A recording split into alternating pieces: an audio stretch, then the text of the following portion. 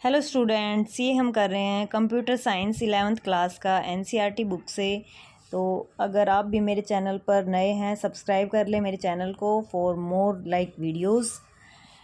तो आज हम स्टार्ट करते हैं एमर्जिंग ट्रेंड्स को, और इसके अंदर हम क्या क्या कर चुके थे लेते हैं। हमने एआई पढ़ा था, इसके बाद हमने मशीन लर्निंग कर चुके हैं। मशीन लर्निंग के अंदर ये एआई की पार्ट है, machine learning, NLP and immersive experiences.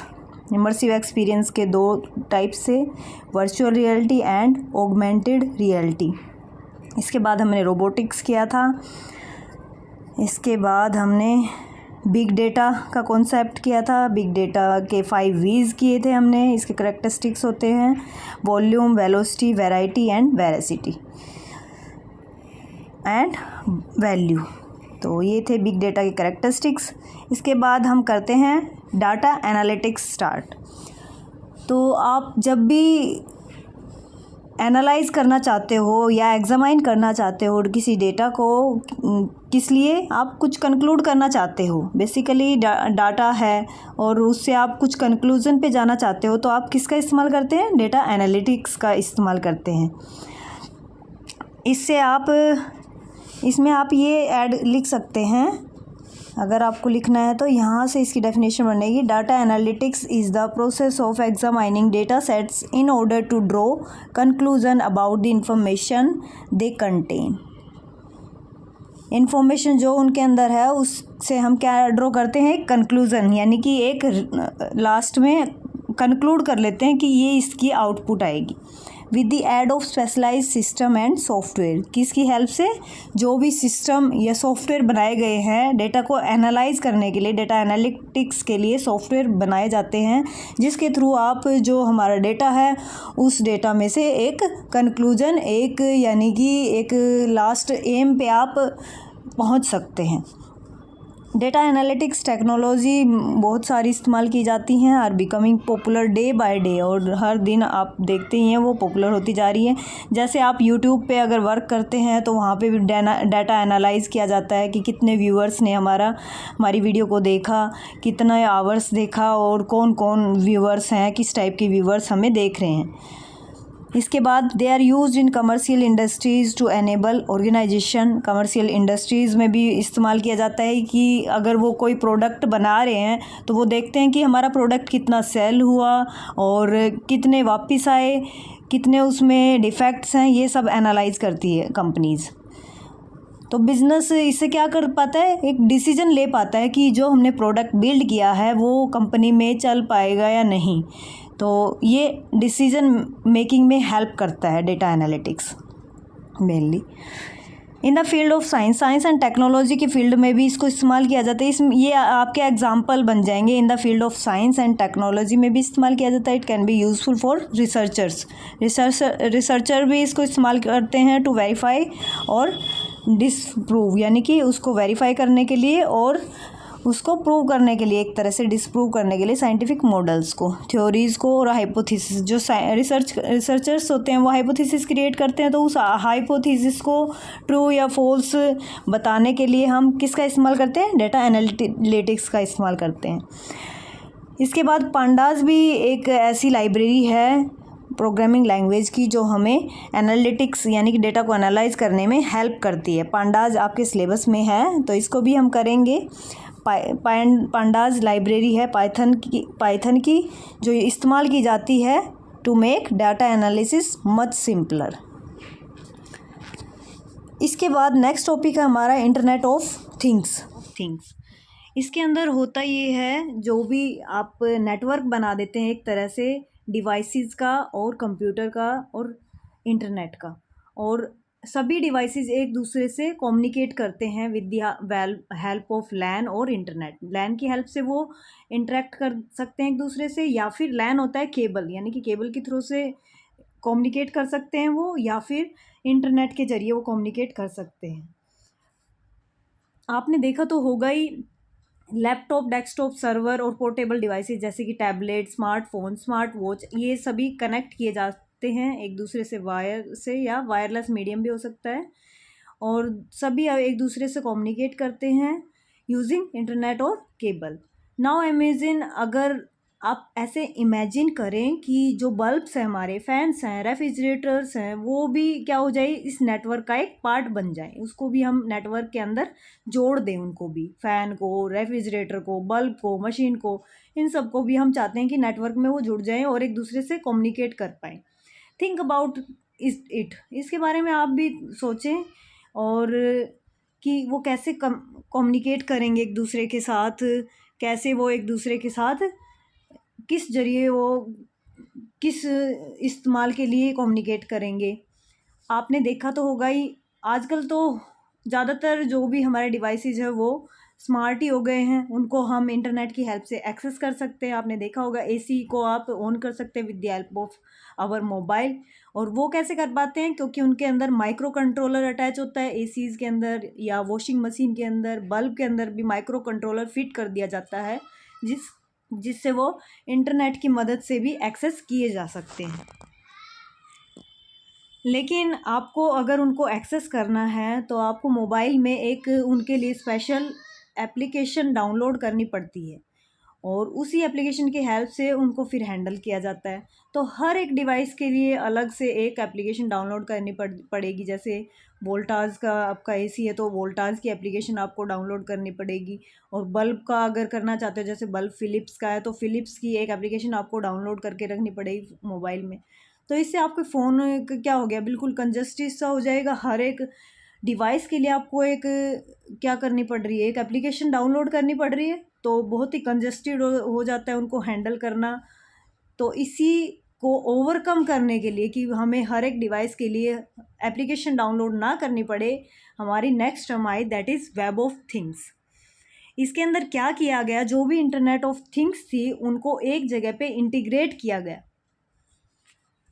इसमें आप लिखेंगे क्या, ये मैं आपको बता देती हूँ। इंटरनेट ऑफ थिंग्स के अंदर यहाँ से आप लिखेंगे, अगर आप नोट्स बनाएंगे तो the internet of things is a network of devices that have an embedded hardware software to communicate with other devices on the same network as shown in figure भी ड्रॉ कर देंगे आप। At present in a typical household many devices have advanced hardware, और सभी devices में क्या होता है, माइक्रो कंट्रोलर होता है और एक सॉफ्टवेयर होता है। These devices are used in isolation from each other with the maximum human intervention needed for operational, directional and input data. IoT tends to bring together these devices to work in collaboration and assist. यहाँ तक आप लिखेंगे इसको। इसके बाद आप लिखेंगे, example दे देंगे। IoT tends to bring together these devices to work in collaboration and assist each other in creating an intelligent network of things. For example, यहाँ से आप दे देंगे फॉर एग्जाम्पल, इस microwave oven and air conditioner, door lock, CCTV camera और other such devices are enable to connect to the internet. We can access remotely control them on the go using our smartphone. हम उसको दूर से भी access कर सकते हैं अपने एसी को। आप ऑफिस में अगर गए हैं और ऑफिस से रिटर्न वापस आ रहे हैं तो आप वहाँ से ही इसको स्टार्ट कर दें, 1 घंटा पहले स्टार्ट कर सकते हैं, और वो जब तक आप घर पे पहुँचेंगे तो रूम क्या मिलेगा आपको, कूल मिलेगा। तो ये with the help of internet of things से ही हुआ है अचीव। लेकिन हर एक इसमें वही थी डिसएडवांटेज, वो थी कि हर एक डिवाइस के लिए आपको क्या करना पड़ रहा था, एप्लीकेशन सॉफ्टवेयर डाउनलोड करना पड़ रहा था। इसलिए आया हमारा वेब ऑफ थिंग्स, जिसके अंदर जितनी भी इंटरनेट ऑफ थिंग्स थी उनको इंटीग्रेट कर दिया गया एक स्पेशल सॉफ्टवेयर में। उनके लिए एक स्पेशल सॉफ्टवेयर बना दिया गया, सभी डिवाइसेस का एक कॉमन सॉफ्टवेयर हो गया, तो काम बहुत इजी हो जाता है वेब ऑफ थिंग्स के अंदर। इसके अंदर आप लिखेंगे, internet of things allows us to interact with different devices through internet with the help of smartphone और computer, thus creating a personal network. But to interact with, ये सब आपको लिखना पड़ेगा पहले कि क्यों आया था ये। सबसे पहले आप यही लाइन ऐड करेंगे कि क्यों आया, यहाँ से स्टार्ट करेंगे आप और यहाँ तक ये भी लिखना है आपको।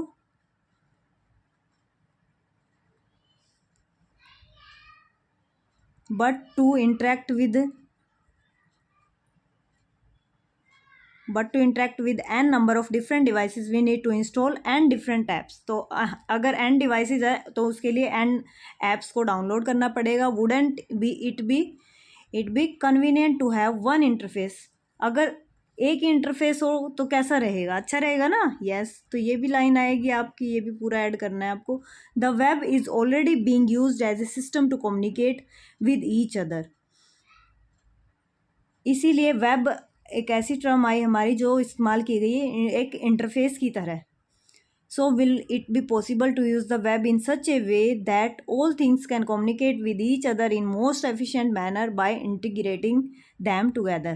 Web of Things allows use of web services to connect anything in physical world beside human identity on web.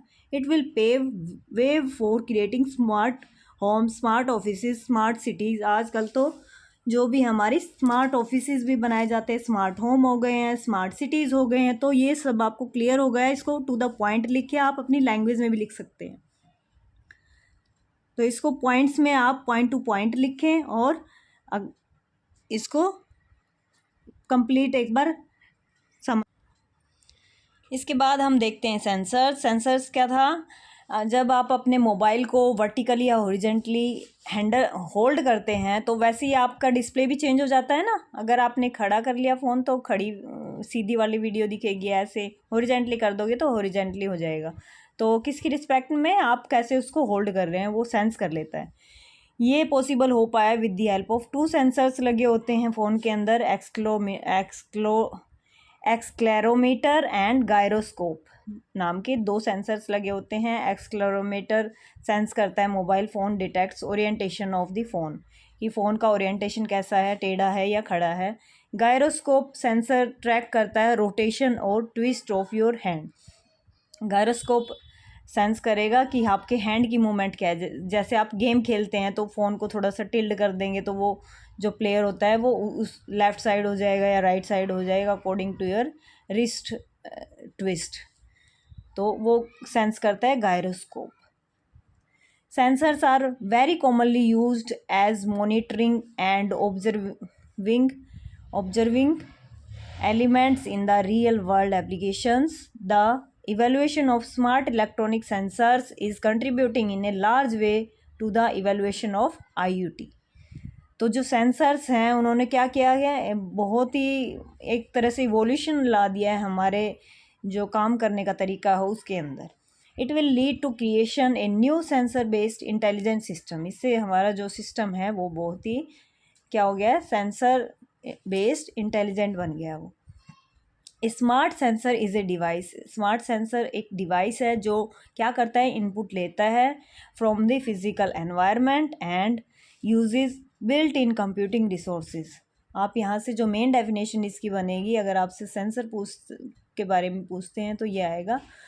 यहाँ से आप स्मार्ट सेंसर एक डिवाइस है जो इनपुट लेता है from physical environment and uses built in computing resources to perform predefined function upon detection of specific input and then process data before passing it। यहाँ तक आ जाएगा।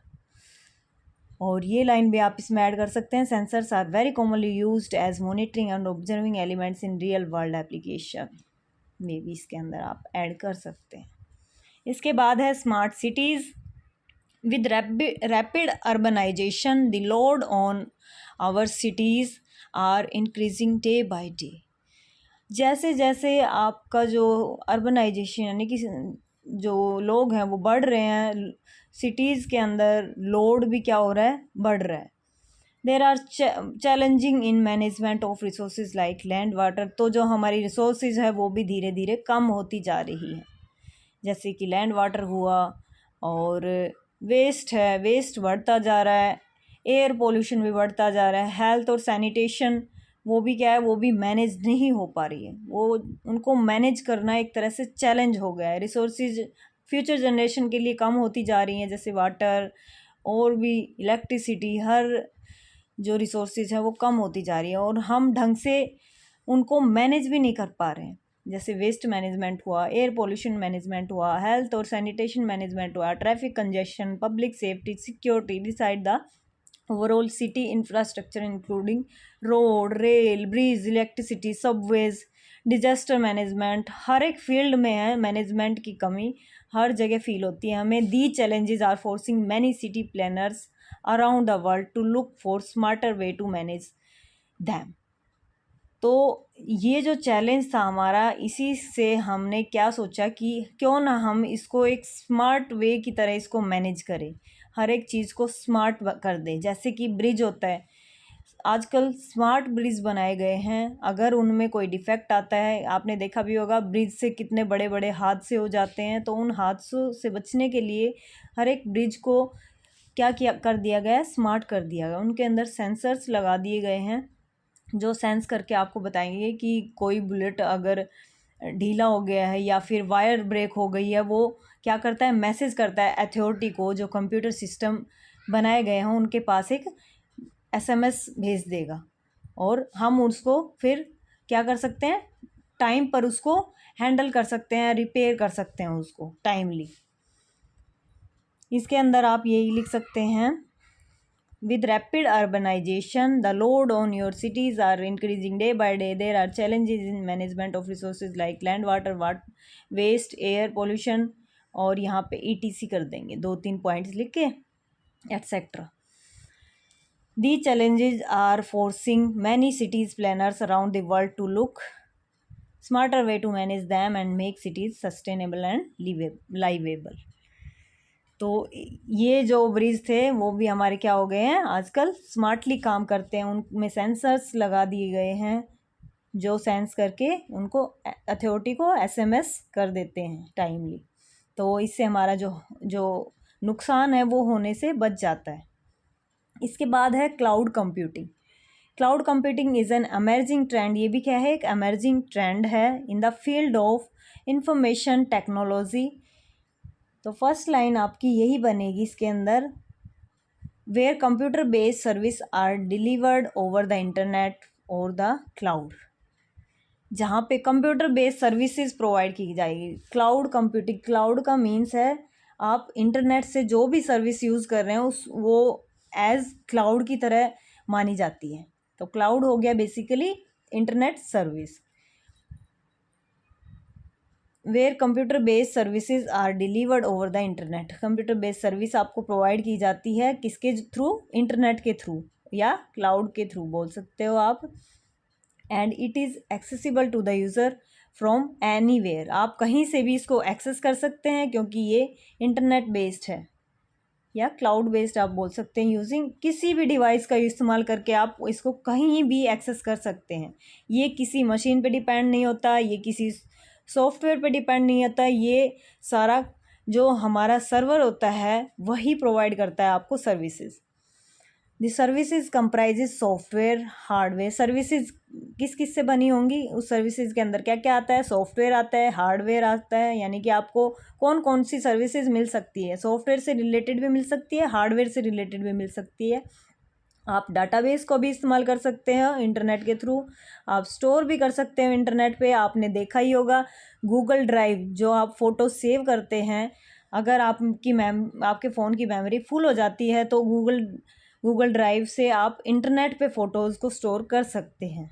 इससे आपका क्या बेनिफिट हो जाता है, इससे आपको डाटा बैकअप मिल जाता है। These resources are provided by companies called cloud service providers. तो ये सर्विसेज आपको कौन प्रोवाइड करता है, क्लाउड सर्विस प्रोवाइडर्स प्रोवाइड करते हैं।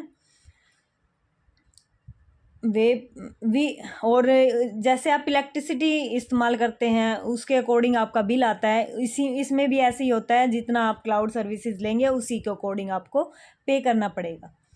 वी ऑलरेडी यूज़ क्लाउड, ये मैंने बता ही दिया है कि आप जैसे गूगल ड्राइव का इस्तेमाल करते हैं वही, या आपको कोई वेबसाइट आपने अपने बनाई या स्कूल की बनाई, तो स्कूल वाले क्या करते हैं उस वेबसाइट को, ये तो नहीं हो सकता कि हम अपने कंप्यूटर सिस्टम को हर टाइम के लिए क्या रखें, ऑन रखें।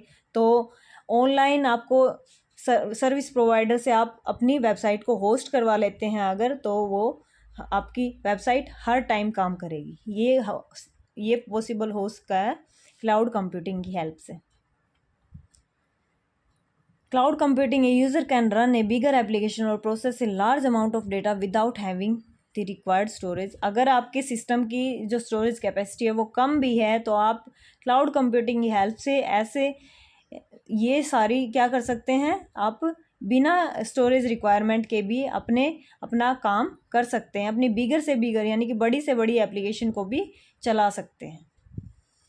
Besides other numerous feature, cloud computing offers cost effective on demand resources. इससे बेनिफिट बहुत सारे हुए हैं, कॉस्ट इफेक्टिव भी होता है ये, और ऑन डिमांड यानी कि जब भी आपको डिमांड हो रिसोर्सेज मिल जाती हैं। User can avail need based resources, आपको जो भी ज़रूरत हो आपकी नीड के अकॉर्डिंग रिसोर्सेज मिल जाते हैं फ्रॉम द क्लाउड से, यानी कि इंटरनेट से, at a very reasonable cost, बहुत ही कम कॉस्ट में। अब देख लेते हैं कौन कौन सी क्लाउड सर्विसेज आती है क्लाउड कंप्यूटिंग के अंदर। मेनली 3 सर्विसेज होती हैं।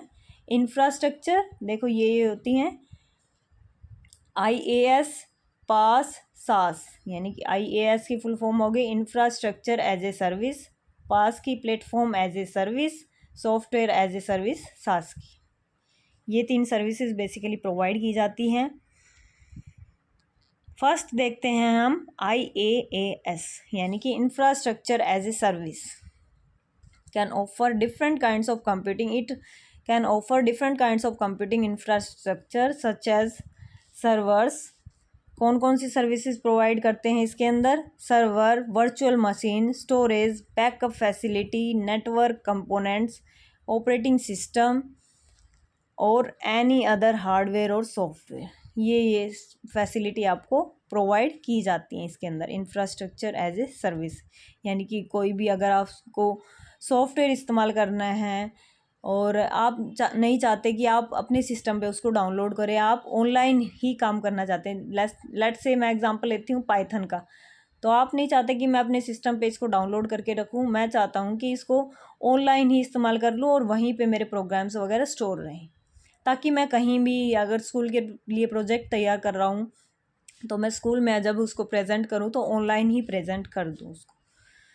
तो ये संभव हो पाया है ये क्लाउड कंप्यूटिंग की हेल्प से ही, जो आपको सर्विस प्रोवाइड की जाती है, आप इंफ्रास्ट्रक्चर एज ए सर्विस का इस्तेमाल करके ये काम अचीव कर सकते हैं। नेक्स्ट है हमारा platform as a service. The facility provided by the cloud where user can install execute an application without worrying about the underlying infrastructure and their setup, that is PaaS provides as a platform or environment to develop, test and deliver software application। आपको ये worry करने की, ये चिंता करने की ज़रूरत नहीं है कि आप किस मशीन पे इस सॉफ्टवेयर को बिल्ड कर रहे हैं। क्या यही मशीन मुझे आगे मिलेगी जहाँ पे मैं कंपनी में अपनी प्रेजेंटेशन देने जा रहा हूँ, वहाँ पे मुझे ये मशीन मिलेगी? आपको इसके बारे में चिंता करने की ज़रूरत नहीं है अगर आप क्लाउड कंप्यूटिंग का इस्तेमाल कर रहे हैं तो। इसमें आपको कौन कौन सी सर्विसेज मिल जाती हैं? Suppose we have developed a web application using MySQL, Python. ये हम कुछ एप्लीकेशन इस्तेमाल कर रहे हैं जैसे MySQL और पाइथन, ये हमारे सिलेबस में भी है, इसको हम करेंगे। To run this application online we can avail a pre-configured Apache server from cloud having MySQL। अगर आपको इसको रन करवाना है MySQL को, तो इसके लिए आपको क्या करना पड़ता है? Apache सर्वर को डाउनलोड करना पड़ता है और पाइथन प्री इंस्टॉल्ड को भी क्या करना पड़ता है,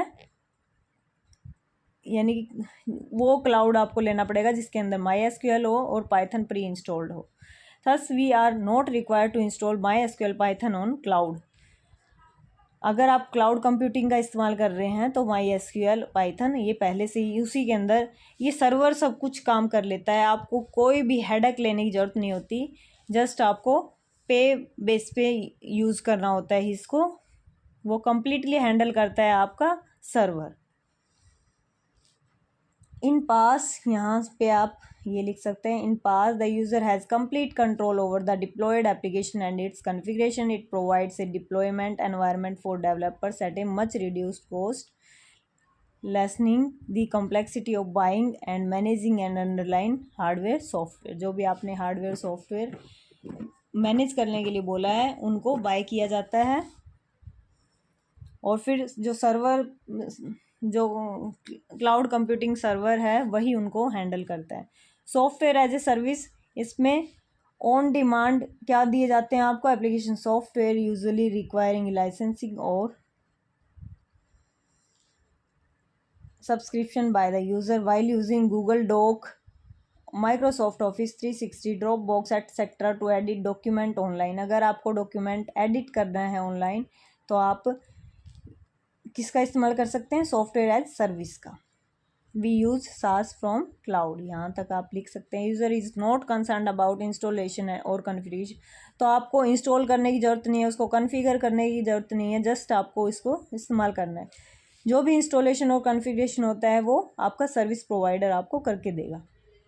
like PaaS, a user is provided access to the required configuration, लेकिन पास के अंदर क्या करना पड़ता है, उसको कन्फिगर करना पड़ता है, क्योंकि उसमें सिर्फ प्लेटफॉर्म से रिलेटेड सर्विसेज दी जाएंगी। और सॉफ्टवेयर एज सर्विस में कन्फिग्रेशन और ये करके देगा जो भी आपका सर्विस प्रोवाइडर है, लेकिन पास के अंदर सिर्फ प्लेटफॉर्म देता है, वो कन्फिगर करके नहीं देता है आपको। तो ये डिफरेंस था सास और पास में।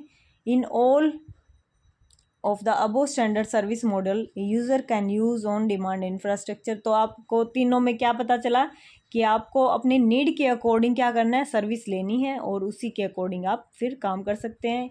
इससे आपका जो क्या क्या बचेगा, एक तो आपका जो हार्डवेयर की कॉस्ट है वो कम हो जाएगी, और आप जो भी उसको हैंडल करने का क्या है आपको टाइम लग रहा था वो टाइम भी आपका कम हो जाएगा। तो इसके बेनिफिट बहुत ही ज़्यादा है। नेक्स्ट हम देखते हैं ग्रिड कंप्यूटिंग। चलो इसको नेक्स्ट क्लास में हम करेंगे ग्रिड कंप्यूटिंग को कंप्लीट। कितना हमारा बच गया है, ग्रिड कंप्यूटिंग के बाद है blockchain and after that summary. बस 2 ही टॉपिक हमारे रह गए हैं, तो इनको नेक्स्ट क्लास में हम करते हैं। तब तक के लिए take care, bye bye, see in the next video. अगर आप मेरी चैनल पर नए हैं तो प्लीज़ सब्सक्राइब कर ले मेरी वीडियो को। हम कर रहे हैं ये 11th क्लास कंप्यूटर साइंस और हम कंप्लीट करेंगे इसको। तो मिलते हैं नेक्स्ट वीडियो में, बाय बाय, सी यू।